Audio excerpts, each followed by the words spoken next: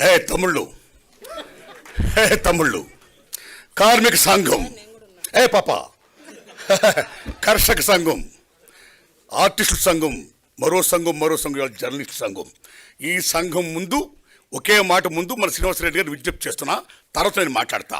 అయ్యా, ఈ శ్రీనివాసరెడ్డి గారు, మీరు ఇందాక చాలా మంచి మాట చెప్పారు. మీ అందరికీ స్థలాలు ఇప్పించే బాధ్యత నాది. అయితే మీరందరూ దాన్ని ఫ్రీగా ఎక్స్పెక్ట్ చేయొద్దు. కాస్తో కోస్త ఉంది కాబట్టి మీరు కూడా కట్టాలి. దానికి తగ్గట్టు నేను ప్లాన్ చేస్తాను దరిదాపులు అన్నారు మీరు. నా విజ్ఞప్తి సారో, ఇళ్లను ఫ్రీగా ఇప్పించండి సార్. జర్నలిస్టులకి చాలామంది పేదలు ఉన్నారు అక్కడ. డబ్బొద్దు సార్, ఫ్రీ. ఆడగొట్టుకుంటారు ఇళ్ళు. రేవంత్ రెడ్డి గారు మీరు చెప్పండి, తమ్ముళ్ళు మీరు వెళ్ళండి, ఆయన చేస్తాడు, గ్రాంట్ చేస్తాడు. దట్సాల్. ఎంతమందికి ఇల్లు శాంక్షన్ చేస్తున్నారు? ఎంతమంది జర్నలిస్టులు ఇవాళ పేదలు ఉన్నారు?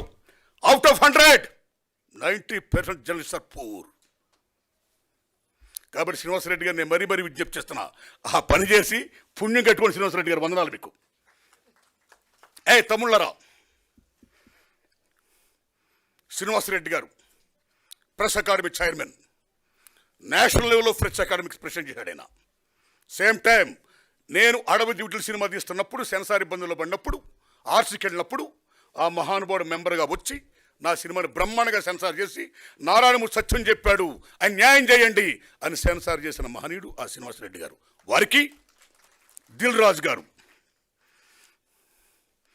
ఇందాక మా రాంబాబు, మా ఆర్థిక మంత్రి, తమ్ముడు మీ పేరు ఏం పేరు?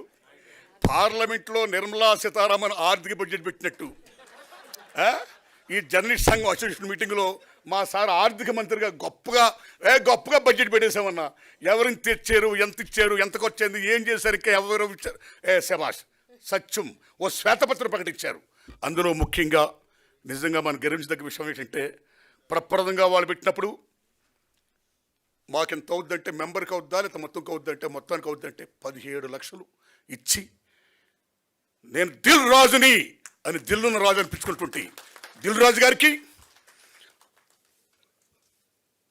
తమ్ముడు విరాస్ ఆలీ గారు, ఈయన ఒక కేవలం జర్నలిస్ట్ గారు, రాయడమే కాదు, అనేక ఉద్యమాల్లో, సామాజిక ఉద్యమాల్లో ఆయన పాల్గొనడమే కాదు, మాలాటోడందరూ కూడా తీసుకొచ్చి ఇక్కడ పాల్గొని చేశాడు ఆయన.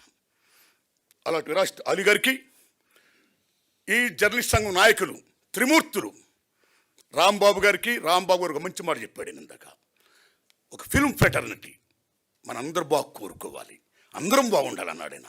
దానికోసం అందరూ పనిచేయాలన్నాడు సంఘం. ఆ మంచి మాట అన్నది రాంబాబు గారికి. అలాగే మా లక్ష్మణారాయణ అన్న ఈజ్ ఎ డాషింగ్ మ్యాన్. వాళ్ళిద్దరు కృష్ణార్జునులు. ఆ డాషింగ్ మ్యాన్ కాస్త ఫాస్ట్గా వెళ్తుంటాడు ఆయన. ఫాస్ట్గా వెళ్ళడమే కాదు, చెప్పేస్తుంటాడు, ఇదిగో మీ అందరికీ నేను ఇల్లు ఇప్పిస్తాను, ఇంతే నేను మారుతాను చాలు అన్నాడు ఆయన. అలాంటి లక్ష్మణారాయణ గారికి, ఆర్థిక మంత్రి గారికి, ఇక్కడ పెద్దలు ఎందరో మంది మహామహులు ఉన్నారు. ఇక్కడ రెంటాల జయదేవ్ గారు, నారాయణరాజు గారు, వినాయకరావు గారు, తమ్ముళ్ళారా, మీ ఓంప్రకాష్ గారు, మీ అందరికీ, సతీష్ గారు, అందరికీ నమస్కారాలండి. ఇక నేను ఒక విజ్ఞప్తి చేస్తున్నా. పాప, మీకు నేను ఎంతసేపు మాట్లాడచ్చు? ఓకే. ఏది ఏమైనా సరే మీరు నమ్మడం మిత్రులరా, ప్రభుత్వం లేకుండా పత్రికలు ఉంటే చాలునా? ప్రభుత్వం ఉన్నా పత్రిక లేకపోయినా పర్వాలేదంటే గొప్ప మహామేధావి థామస్ జెఫర్సన్ అంటాడు ఆయన. ప్రభుత్వం ఉండొచ్చు, ఉండకపోవచ్చు, కానీ పత్రికలు మాత్రం ఉండాలంటాడు ఆయన. That is the greatness of media. Told by Thomas Jefferson. ఏమి మీడియా, ఏం పవర్ఫుల్ ఇది.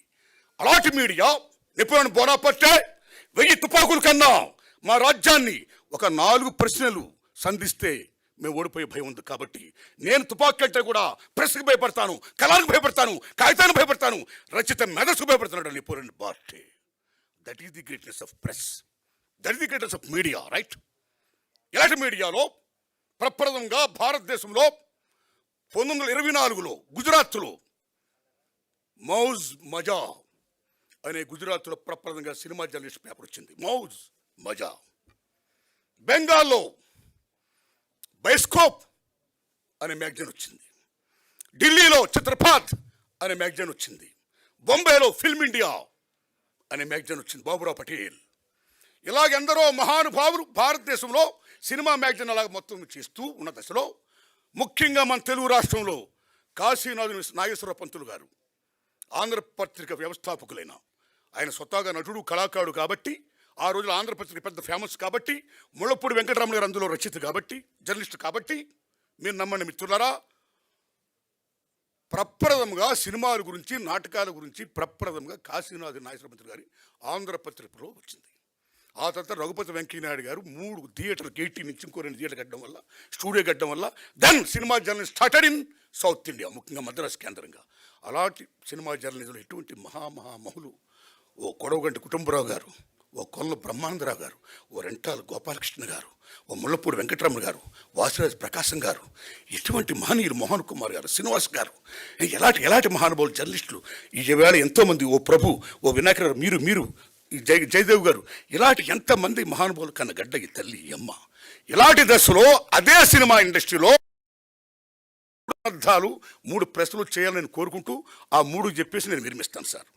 ఆ రోజుల్లో మీరు నమ్మండి, చాలా బ్రహ్మాండంగా రాస్తున్న సినిమాలు ఏమైతే ఉన్నాయో, ఆడుతున్న సినిమాలు ఏమైతే ఉన్నాయో, ఆఫ్టర్ 1 వీక్ తర్వాతే మీకు రివ్యూస్ రాసేవారండి. ఇంకో సినిమా ఎలా ఉంది, ఇది మంచి, ఇది చెడు, ఆఫ్టర్ 1 వీక్. దాన్ని బట్టి ప్రజలు వెళ్ళేవారు, నచ్చితే చూసేవారు, అయితే మానేసేవారండి. కానీ ఈవేళ సినిమా రిలీజ్కి ముందే రివ్యూ, సినిమా రిలీజ్కి ముందే పాయింట్లు, మార్నింగ్ షోనే పాయింట్లు, రివ్యూ రాసారే బ్యాడ్ ఉన్నాయి బాగుంటుంది. చాలామంది చోట్ల నిర్మాత ఎన్ని అప్పులు చేసి కష్టాలు పడి సినిమా రిలీజ్ చేసుకుంటే ఈవేళ 3 రోజులే, శుక్ర శని ఆదివారం రోజులు ఈవేళ కలెక్షన్స్ రోజులు. కాబట్టి మిత్రులారా, పాత్రికేయ మిత్రులారా, social media or print media, electronic any medias, దయించి సినిమా గురించి మీరు రాసేది ఏమవుతుందో ఇమ్మీడియట్గా దాని భవిష్యత్తు తేల్చేయకండి. చూసే జనాలు కనీసం 3 రోజులు చూడనివ్వండి, తర్వాత చెప్పండి. నా humble request, this my request, right. రెండోది, క్యారెక్టర్ అసాసినేషన్. ఆ రోజుల్లో కూడా మీరు నమ్ముతారా? మాగాపు రామన్ పేరు విన్నారా మీరు? కాగడా శర్మ పేరు విన్నారా? ఆ రోజుల్లో హిందూ నేషన్ కాగడ మధ్య పత్రికలు ఉండేవి, రూపవాణి ఒక మ్యాగజైన్ ఉండేది. ఆ రూపవాణిలో పరమేశ్వరుని సార్ ఉన్నాడు. ఆ సార్ గారికి సావిత్రి గారికి చిన్న క్లాష్ వచ్చింది. ఈగోయిజం. మహాభారతంలో వ్యాస మహానుభావుడు ఏం చెప్తాడు? యుద్ధానికి మూలం ఆడది, ఆస్తి, అహం, అధికారం అంటాడు ఆయన. ఆ అహం దగ్గర వచ్చింది ఆ పరమేశ్వర గారికి సావిత్రి గారికి. అక్కడి నుంచి కోర్టుకి వెళ్ళారు. సావిత్రి గారు కోర్టుకి వెళ్తే మహానటి, ఏం మహానటి మహాతల్లి. కోర్టు మొత్తం అంతా గగ్గోలు, జనం బేబచ్చు, ఏందయ్య రోజు సావిత్రి గారికి రావడం, ఏమ్మ ఆ కేసుని ఏదో మొత్తం చేసేయండి అన్నారు. పెద్ద మనిషి కూర్చొని చేశారు. కానీ అసాసినేట్ చేశారు సావిత్రి గారి క్యారెక్టర్ని. చాలామంది తిట్టారు, చాలామంది కొట్టబోయారు. అలా తర్వాత మాగాపు రామన్ గారు, అలా చాలా మీకు తెలుసు కాగడా శర్మ గారు. ఈ రకంగా చేయడం వల్ల సినిమా ఫీల్డ్లో ఉన్న దర్శకులు కానీ నిర్మాతలు కానీ 24 క్రాఫ్ట్స్ ఎనీబడి ఎల్స్ ఎవరున్నా సరే వాళ్ళ వ్యక్తిగత జోలికి వెళ్ళిన తర్వాత, క్యారెక్టర్ అసాసినేట్ జరిగిన తర్వాత చాలా డ్యామేజ్ జరిగేది. అలాగా సంచలనాల కోసం సంబంధం లేని మాటలు, పాటలు, హెడ్లైన్స్, ఏదో మీటింగ్లో ఏదో మాడతా దిల్ రాజుని ఖండించిన అనుమతుంటారు. దానికి సంబంధం లేదు. ఆ దిల్ రాజు గారి పేరు ఎత్తలేదు నేను. దిల్ రాజుని లెక్క చేయను అనుమతి, నేను లెక్క చేయ, అది ఎక్కడ ఉందో అసలు నేను మాట్లాడినా, ఆయన మాట ఎత్తలేదు. సో నన్నని కాదు తమ్ముళ్ళారా, ఈ రకంగా చేసేయడం వల్ల ఈ మధ్యలో చాలా గొడవలు వచ్చాయి. కాబట్టి ఈ రకమైనటువంటి అసాసినేషన్ సంబంధించిన మాటలు కానీ ఇది కానీ, ఎందుకంటే you are a most powerful media, దయించాలట రాతలు రాయొద్దని మీరు దండం పెడుతున్నారు సార్. ఇది రెండోది సార్. ఇంక మూడోది సార్, ఈవేళ సినిమా చాలా క్లిష్ట పరిస్థితిలో ఉంది. ఈవేళ సినిమా అంటే కేవలం దిల్ రాజు గారు, అల్లు అరవింద్ గారు, సురేష్ బాబు గారు, మైత్రి మూవీస్ వీళ్ళే కాదు నిర్మాతలు. సినిమా ఇండస్ట్రీలో 90% సగటు నిర్మాతలు. కానీ ఈవేళ సినిమా కేవలం 10% విజయం ఉంది. ఈవేళ రిమైనింగ్ 90% మామూలు క్లిష్ట పరిస్థితులే లేదు. సో మెనీ ఫ్యాక్టర్స్ స్క్రీమ్ అన్నీ మీకు తెలిసిన ఎక్స్ప్లెయిన్ చేయవసరం. ఇలాంటి దశలో మీ మీడియా వారు చాలా టీవీల్లో కానీ పేపర్లో కానీ, ముఖ్యంగా టీవీల్లో మాట్లాడితే భారీ సినిమాలు మీరు ప్రొజెక్ట్ చేస్తున్నారు, మాట్లాడితే భారీ తరాగానని మీరు ప్రొజెక్ట్ చేస్తున్నారు, మాట్లాడితే ఏ సినిమాలు ఉన్నాయని మీరు ప్రొజెక్ట్ చేస్తున్నారు. That's not good. దానివల్ల జనానికి ఈవేళ సోషల్ మీడియా రకరకాల so many factors scheme, so many entertainment scheme. ఇలా ఐపీఎల్, మరి రేపు పొద్దున్న ఎలక్షన్స్, ఒక యూట్యూబ్ నొక్కితే ఇలా బేభత్సంగా ప్రపంచంతో అందరూ కనపడుతుంది. ఇలా చేస్తే సినిమా అనేది నమో వెంకటేశ, నమో తిరుమలేశ, నమస్తే, అది అమ్మ ఎందుకు చూడాలి వెళ్ళిపోతారు. థియేటర్కి వెళ్ళిపోతే దండం పెట్టుకుని, థియేటర్లు అంటే దేవాలయాలు.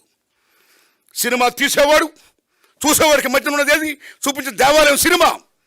అలాంటి సినిమా ఫీల్డ్లో ఈవేళ, అలాంటి స్వర్ణయుగ ఫీల్డ్లో, అలాంటి దేవాలయం ఈవేళ ఎన్ని మూతపడిపోతున్నాయి.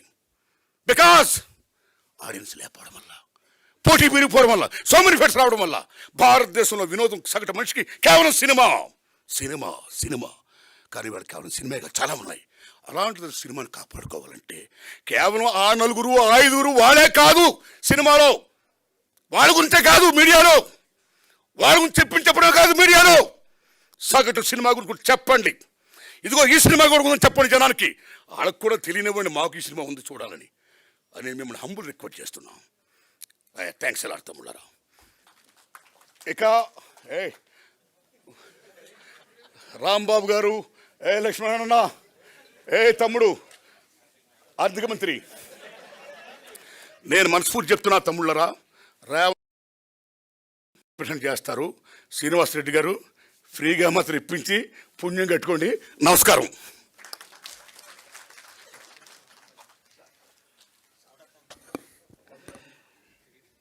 Thank you very much sir. మేము పిలిచి ఇప్పుడు ఆపరేషన్ లేకుండానే మోకాళ్లకు ప్లాస్మా ట్రీట్మెంట్. మీ ఆర్థోపెడిక్ సమస్యలన్నిటికీ రోబోటిక్ టెక్నాలజీ ద్వారా తక్కువ ఖర్చుతో శాశ్వత పరిష్కారం. Free consultation. ప్రతి ట్రీట్మెంట్ పై 20% డిస్కౌంట్. ఈ ఆఫర్ కొద్ది రోజులు మాత్రమే. త్వరపడండి. V9 hospitals 9281465842.